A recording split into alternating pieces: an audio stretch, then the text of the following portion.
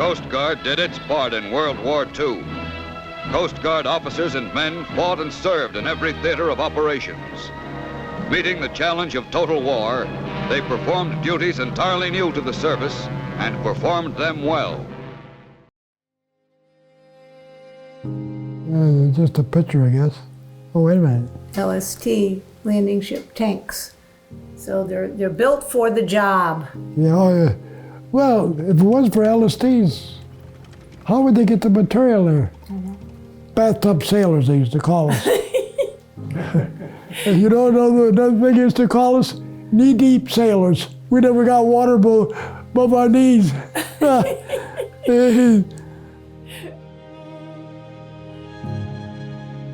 My name is Julius Boreali. I was with the United States Coast Guard, and I was a ship's cook second class on the LST-27. I grew up in a little town of Howe Caverns. The area was called Wetzel Hollow. My father and mother were both Italian immigrants. My grandparents came over here because they saw America as a land of opportunity and a way to start, their lives.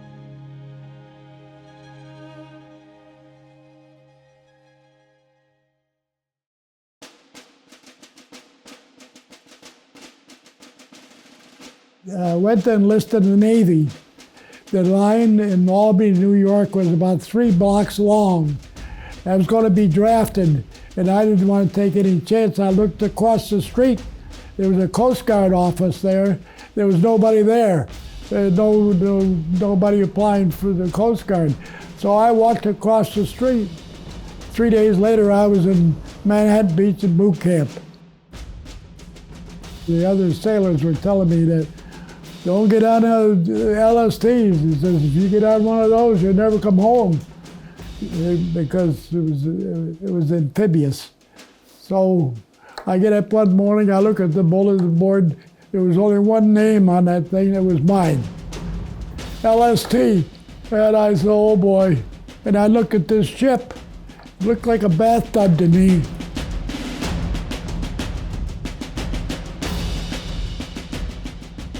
There was a marksman and a trainer, plus a crew of about 5 men passing the shells over to, and I was in charge of putting the shells in the breech.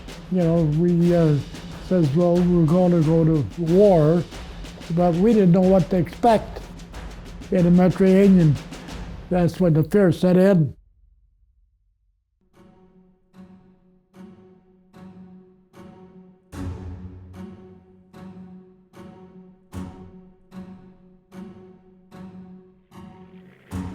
Now, the Germans came in, bombed us in the Mediterranean. They had what they called hanging flares. The flares would light up the whole convoy, so they could spot us very easily. But then the bombers came in.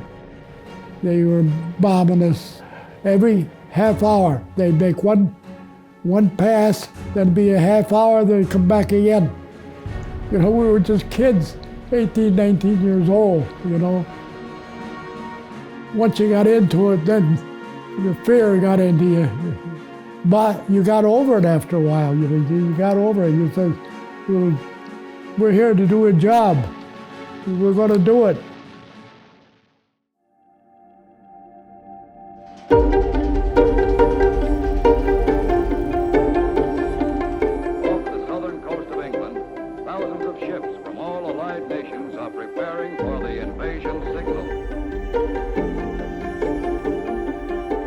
When D-Day came, we didn't know what it was going to be. We knew it was coming, but we didn't know when.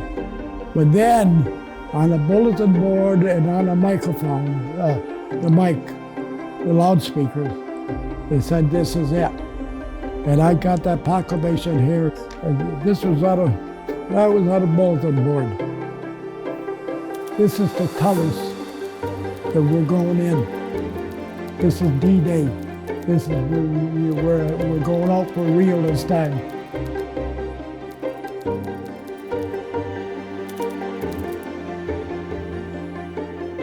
When you were reading this at 18 or 19 years old, what were you thinking? Oh, well, let's go. Let's go. Yeah.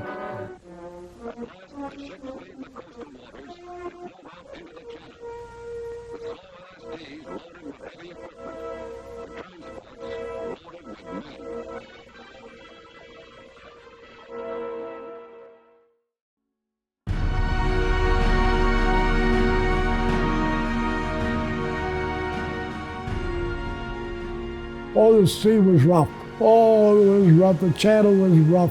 It was about 140 miles at Omaha Beach.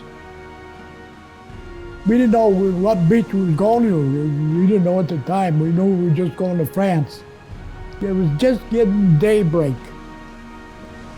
All of a sudden, these 88s and airplanes came over and started. Now is when this fear set in. And this was a picture of what, Dad? The beach.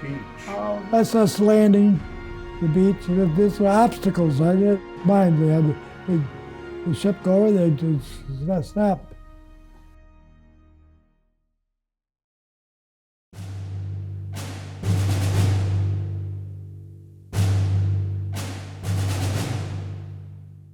You just had to stay where you were. I was on a 40 millimeter, shooting at the airplanes, and the 88s were whizzing through the sky.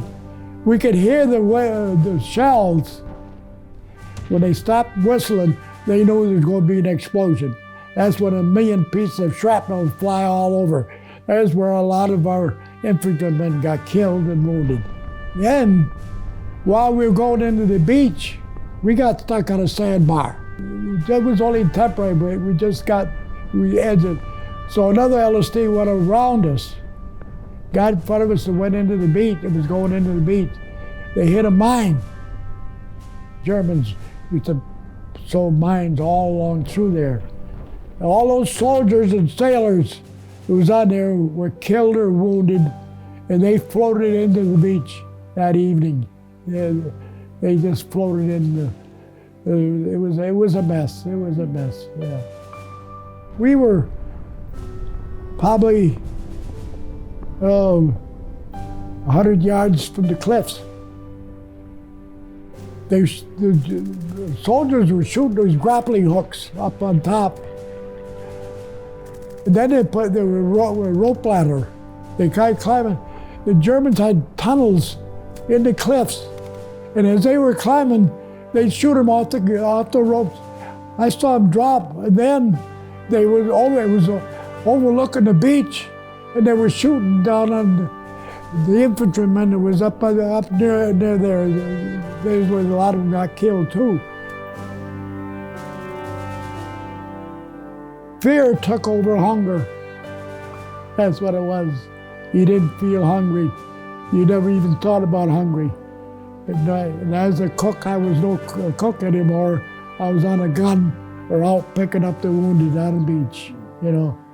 And that was for 3 days.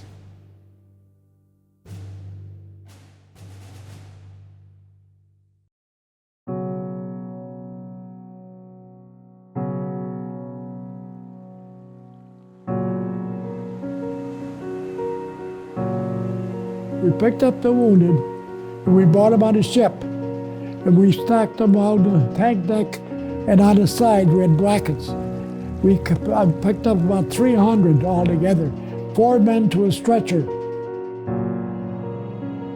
We picked up this one fella. He looked at me. He said, "Julie." Couldn't believe it. I says, "Freddie Wetzel." He was from my hometown. I couldn't believe it. Thousands of men, and here he was. I picked him up. Tears came to my eyes. His father and mother lived in the house cave. Father worked in the cement plant where my father worked. So when I got back to England, I wrote a letter to my father, mother, and I told him, I says, "Freddie Wetzel, Whitey Wetzel's son, I just picked him up on the beach in France. Don't worry about him." Well, let me tell you something. When I came home, They were the first ones that came down to see me. You know, they hugged me and thanked me because it put their minds at ease.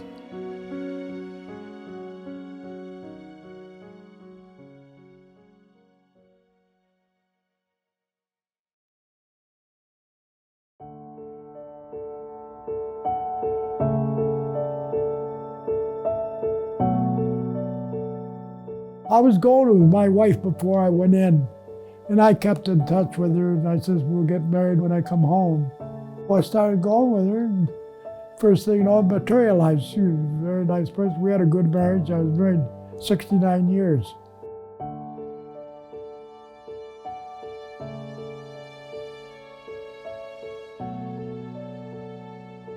You never heard too much about the war. Nobody talked about the war. It was come and go.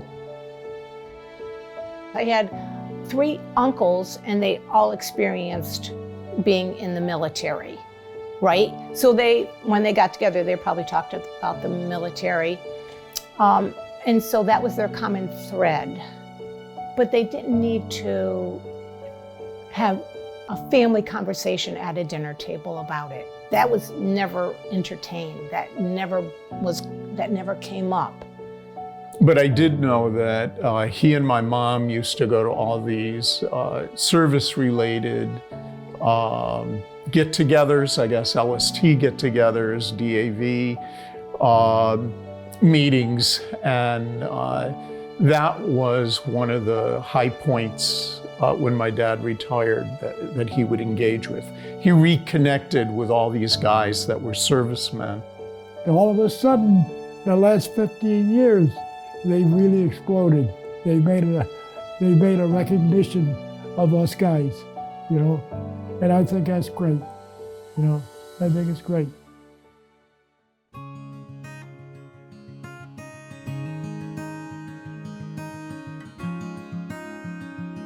There was a lot of awful, horrible things that happened that he saw and that he experienced.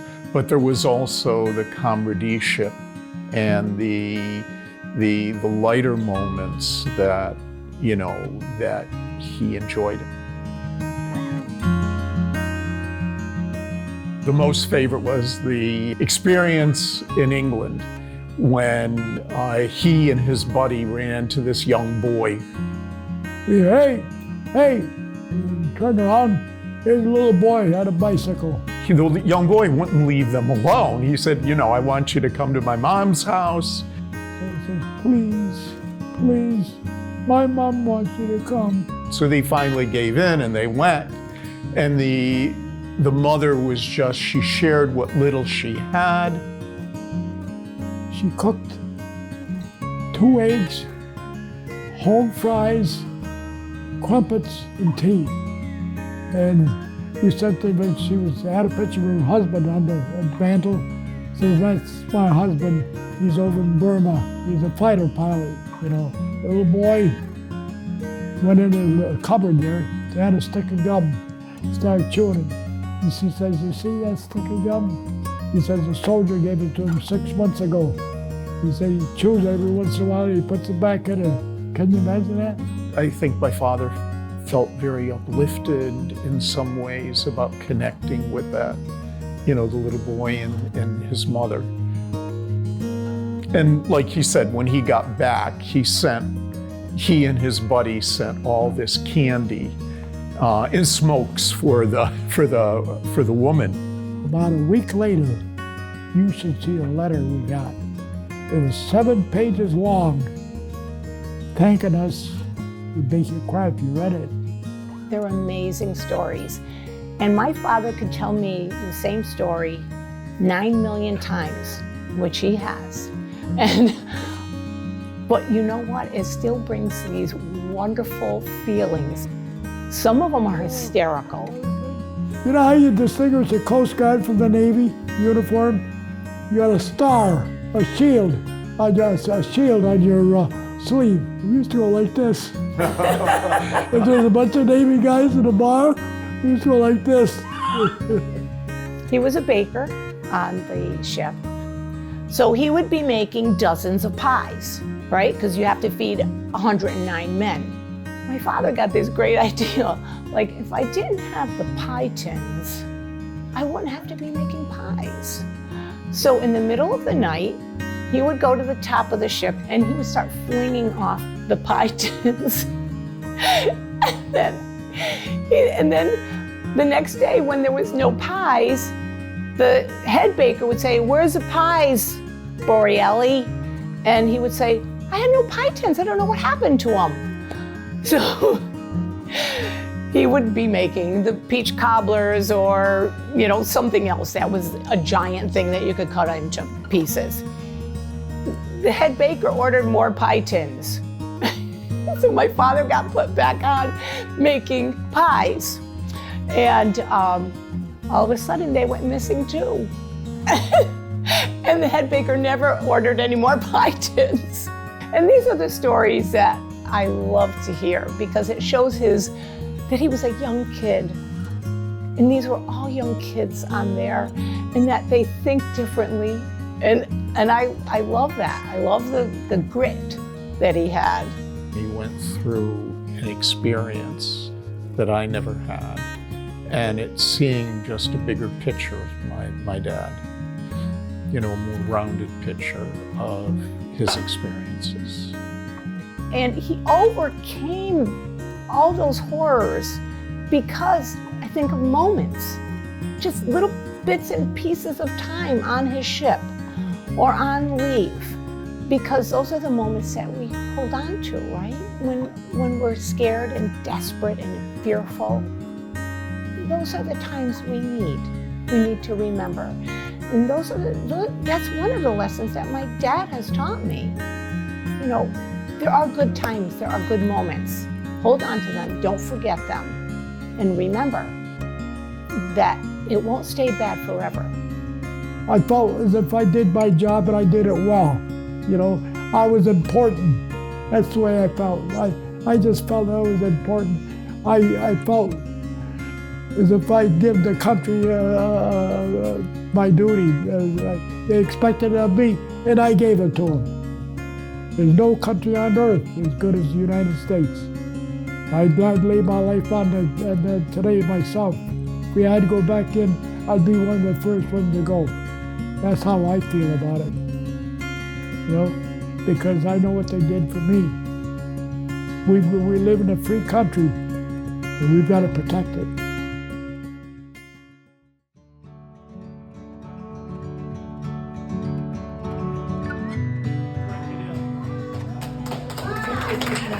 Oh, it was beautiful. They had a cake this big. How big was that cake, Jude? It was a full sheet cake. And people coming up shaking my hand. I felt proud. It's a wonderful organization. They're out to help the veterans. They're out there to help us. You can't beat them. They are wonderful. They listen to you. They'll do anything for you. So what more can I ask for? They're wonderful people. It's a wonderful organization, and I'm glad they have it. Yeah. I can never say enough about them. They come up to me, and I says, I appreciate all what you're doing for me here and everything. The birthday party, it's a surprise. I says, I was one of the lucky ones. I came home. I did. I felt as if, geez, here I'm home. They're doing all this for me. And those poor guys over there got killed, the young kids. A lot of the dead ones that we didn't pick up are buried over there. They're the ones that deserve to be a hero, not me. You know what he says to me? But you were a witness.